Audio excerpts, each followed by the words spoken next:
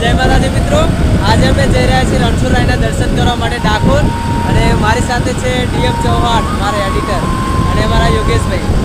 तो आज तमने रणछोडरायना दर्शन करावीशुं डाकोर। तो चालो मित्रों जईए डाकोर।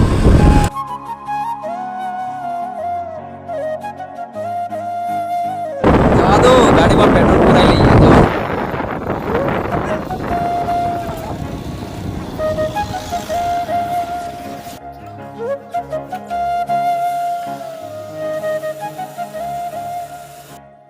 तो આજે તમને એવા જગતના તારણહાર અને દ્વારકાના નાથ રણછોડ અને ભક્ત બોડાણા ભગતની વાત કરી છે, જે દ્વારકાથી ભગવાન સાક્ષાત પોતે બોડાણા ભક્ત સાથે આવ્યા હતા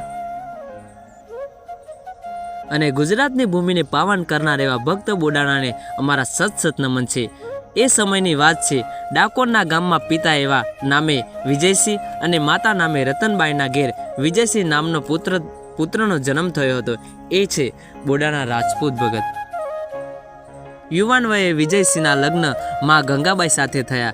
તેઓ ખેતીકામ કરી પોતાનું ગુજરાન ચલાવતા અને ભગવાન શ્રી કૃષ્ણના ગુણગાન ગાય અને બંને પતિ પત્ની દ્વારકા જતા સંઘ સાથે ભગવાન રણછોડરાયના દર્શને જતા અને ત્યારથી એમને દર વર્ષે દ્વારકા જવાનો નિયમ લીધો અને તેમણે ભગવાન દ્વારકાધીશની દિવ્ય મૂર્તિના દર્શન કર્યા। તેમણે દ્વારકાધીશની મૂર્તિના સિંગારમાં તુલસીની માળા જોઈને ભક્ત બોડાણાના મનમાં થયું કે પ્રભુના રત્ન જડેલી આભૂષણની ઉપર તુલસીની માળા છે એ ભગવાનને ખૂબ જ ગમે છે।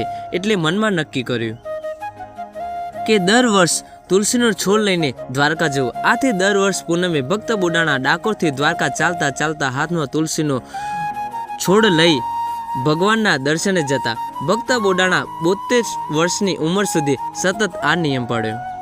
ત્યારબાદ તેઓને ઉંમરના કારણે એઓ જઈ ન શકતા, તેમને ખૂબ જ તકલીફ પડતી, એટલે પોતાના ભક્તની આ વેદના જોઈ દ્વારકાધીશ જોઈ ના શક્યા। ભક્ત બોડાણાને સપનામાં આવીને કહ્યું, હું દ્વારકાથી ડાકોર આવીશ, તું હવે બીજી વખત આવે ને ત્યારે ગાડું લઈને આવજે।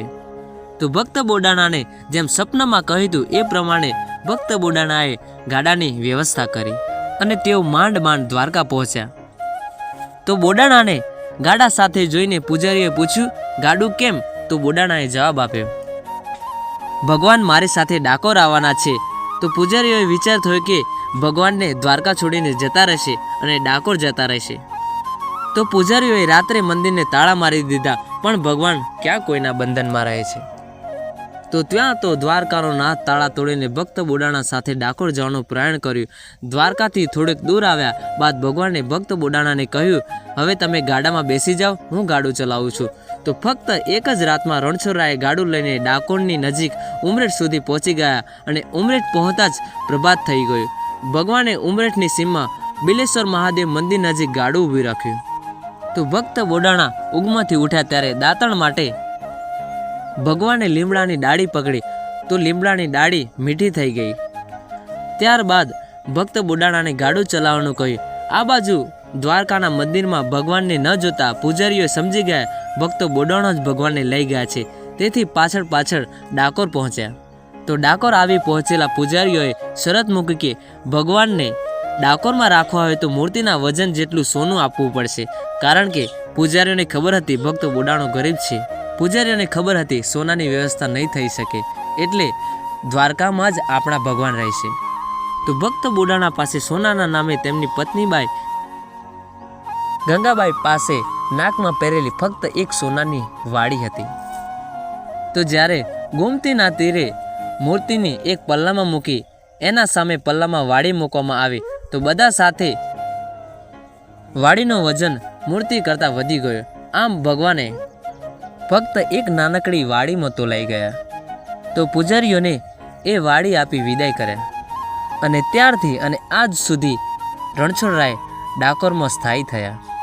તો આજે અમે તમને એ જ ભગવાન રણછોડરાય દ્વારકાના નાથના દર્શન કરાવીશું। તો મિત્રો ડાકોર તો અમે પહોંચી ગયા છીએ, પણ મંદિર તો બંધ છે। તો અહીંયા સ્થાનિક લોકોનું કહેવું છે કે 4 વાગે મંદિર ખુલશે। તો મિત્રો તમને 4 વાગે દર્શન કરાવીશું। મિત્રો ડાકોરના ઠાકોરનો દરવાજો બંધ છે અને હવે 3:10 થાય છે। તો અમે ત્યાં સુધીમાં તમને ગોમતી ઘાટના દર્શન કરાવી લઈએ, જ્યાં કૃષ્ણ પરમાત્મા સંતાયેલા। અહીંયાની ફેમસ દુકાન ગોટાની.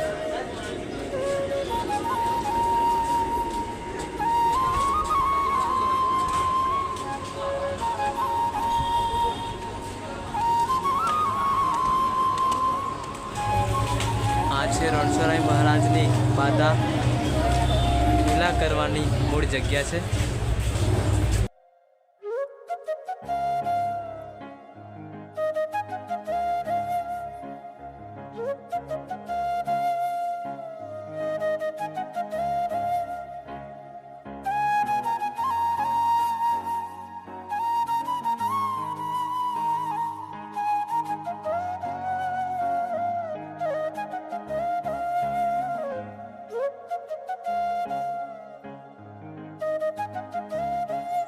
તો આ છે ગોમતી તળાવ, જ્યાં દ્વારકાના રાજા રણછોડરાય સંતાયેલા.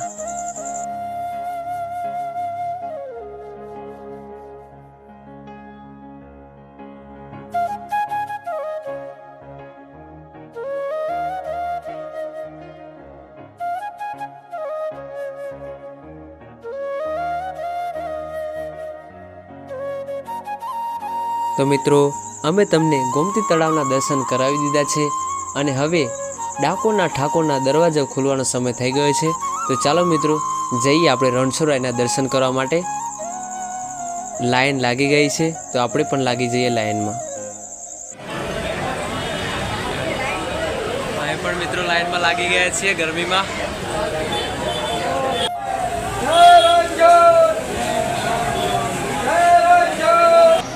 તો જુઓ, અમે રણછોડરાયના દ્વારે પહોંચી ગયા છીએ અને ભક્તોની ભીડ બહુ ઝાઝી થઈ ગઈ છે.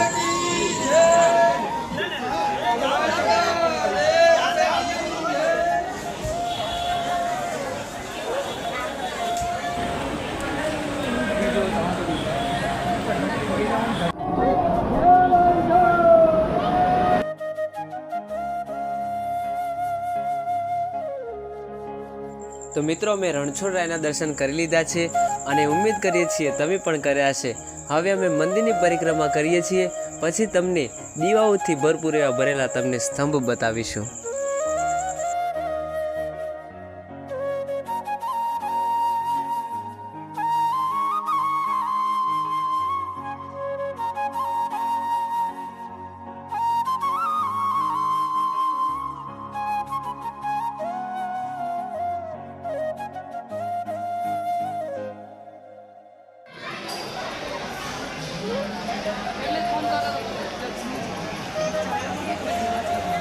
તો મિત્રો, હવે અમે જઈએ છીએ ઘરે અને દુકાનેથી કંઈ પણ એવી નાની મોટી ખરીદી કરીશું અને તમને બતાવીશું અમે શું લઈએ છીએ.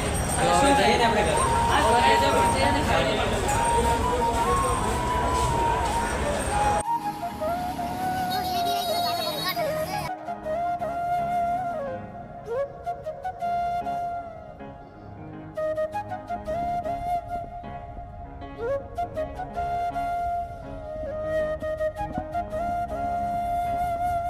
ધર્મેન્દ્રભાઈ, પ્રસાદ લઈ લઈએ.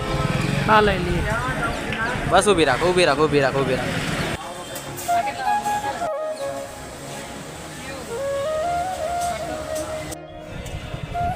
ધર્મેન્દ્રભાઈ, મારે એક વસ્તુ લેવી છે.